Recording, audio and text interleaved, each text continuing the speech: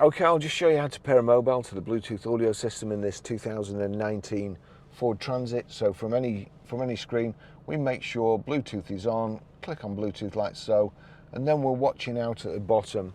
Over here we go to phone, pair phone, the vehicle on your device and select it once it is found.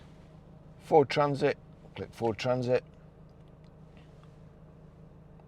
Confirm that the PIN displayed on sync matches the PIN displayed on your device. 057758, yes, so pair, and yes.